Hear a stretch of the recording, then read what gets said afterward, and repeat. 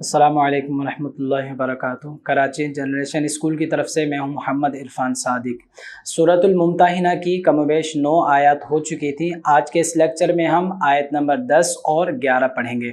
بسم اللہ الرحمن الرحیم۔ یا ایھا الذین آمنوا اذا جاءکم المؤمنات مہاجرات فامتحنوہن اللہ اعلم بایمانہن فإن علمتموہن مؤمنات فلا ترجعوہن الی الکفار۔ اے ایمان والو، جب تمہارے پاس مسلمان عورتیں اپنے گھر کو چھوڑ کر آئیں، یعنی کفرستان کو چھوڑ کر آئیں، تو ان کا امتحان کر لو۔ اللہ ان کے ایمان کا حال تو بہتر جانتا ہے، پھر اگر وہ تمہیں ایمان والیاں معلوم ہوں تو انہیں کافروں کی طرف واپس نہ لوٹاؤ۔ اس آیت مبارکہ میں اللہ تبارک و تعالیٰ نے ایمان والوں سے فرمایا کہ جو عورتیں اپنے گھر کو، اپنے کفر کے جگہ کو، اپنے کافر شوہروں کو چھوڑ کر ایمان لا کر آ گئی ہیں تمہارے پاس، تو ان کا ایک طرح سے امتحان لے لو، جانچ لو کہ واقعتاً کہ وہ صرف اللہ کی خاطر اور اخلاص کی خاطر اور دین اسلام کی وجہ سے ہی اپنے گھر کو، کفر والی جگہ کو چھوڑ کر آئی ہیں، یا پھر اپنے شوہر کی عداوت کی وجہ سے، جھگڑے وغیرہ کی وجہ سے یہ چھوڑ کر تمہارے پاس آئی ہیں۔ اور یہ جو جانچ کرنا ہے، ان سے امتحان لینا ہے، یہ فقط تمہارے علم کے لیے ہے۔ اللہ تو ان کے ایمان کا حال بہتر جانتا ہے۔ آگے اللہ تعالیٰ نے فرمایا لا ہن حل لہم ولا ہم یحلون لہن وآتوہم ما انفقوا ولا جناح علیکم ان تنکحوہن اذا آتیتموہن اجورہن۔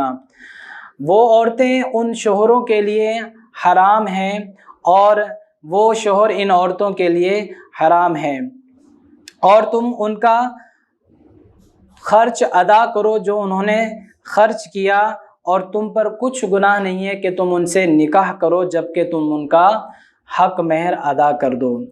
اس آیت مبارکہ میں فرمایا گیا کہ جب یہ تم امتحان ان کا لے لو، جانچ کر لو کہ وہ واقعتاً خالصتاً اللہ کی خاطر ہی کفر کو چھوڑ کر اسلام کی طرف آئی ہیں، تو پھر اب ان کے لیے کیا صورتحال ہوگی کہ جو ان کے سابقہ شوہر تھے وہ ان کے لیے اب حلال نہیں ہوں گے، اور نہ ہی یہ ان کے لیے حلال ہیں۔ جو انہوں نے ان پر خرچ کیا تھا ان کا خرچ ان کو واپس دے دو، اور اس میں تمہارے لیے یہ بھی جائز ہے کہ تم ان سے نکاح کرو جبکہ تم ان کا حق مہر ادا کرو، کیونکہ حق مہر کی ادائیگی کی وجہ سے اس کا ذمہ تم پر آ جائے گا۔ وَلَا تُمْسِكُوا بِعِصَمِ الْكَوَافِرِ وَاسْأَلُوا مَا أَنفَقْتُمْ وَلْيَسْأَلُوا مَا أَنفَقُوا ذَلِكُمْ حُكْمُ اللَّهِ يَحْكُمُ بَيْنَكُمْ وَاللَّهُ عَلِيمٌ حَكِيمٌ۔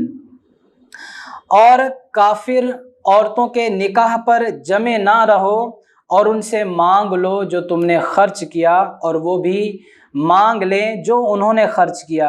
یہ اللہ کا حکم ہے جو اللہ تعالیٰ تمہارے درمیان فیصلہ فرماتا ہے، اور اللہ تعالیٰ علم والا، حکمت والا ہے۔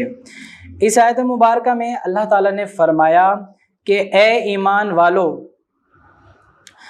جو عورتیں تمہیں چھوڑ کر کفر کی طرف چلی گئی ہیں، مرتد ہو گئی ہیں، ان کے نکاح پر باقی نہ رہو، ان کو طلاق دے دو، اور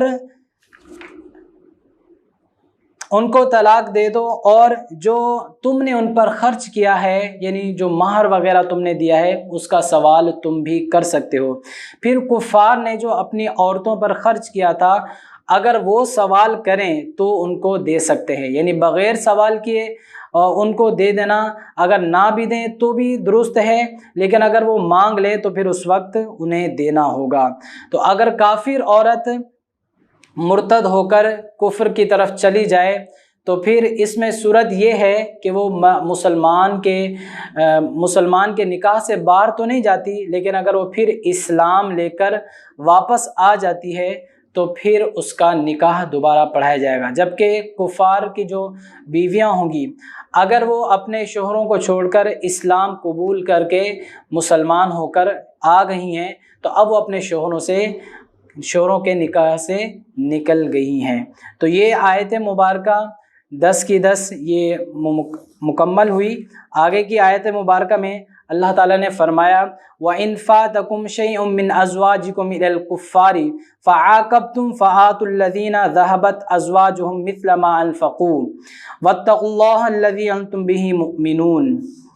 اور اگر تم مسلمانوں کے ہاتھوں سے کچھ عورتیں کافروں کی طرف چلی جائیں پھر تم کافروں کو سزا دو تو جن کی عورتیں چلی گئی تھی انہیں اتنا مال غنیمت سے دے دو جو انہوں نے خرچ کیا تھا، اور اللہ سے ڈرتے رہو جس پر تم ایمان رکھتے ہو۔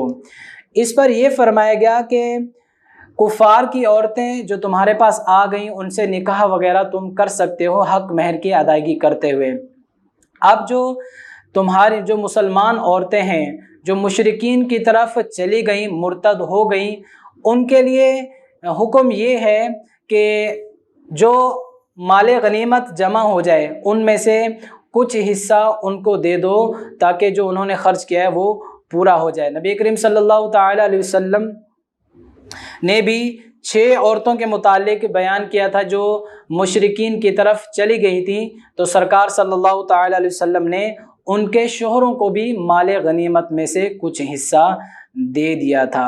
تو یہ آیت مبارکہ 11 بھی مکمل ہوئی۔ مزید جو 12 اور 13 آیت نمبر ہے وہ انشاءاللہ عز و جل ہم دوسرے لیکچر میں سنیں گے۔ السلام علیکم ورحمۃ اللہ۔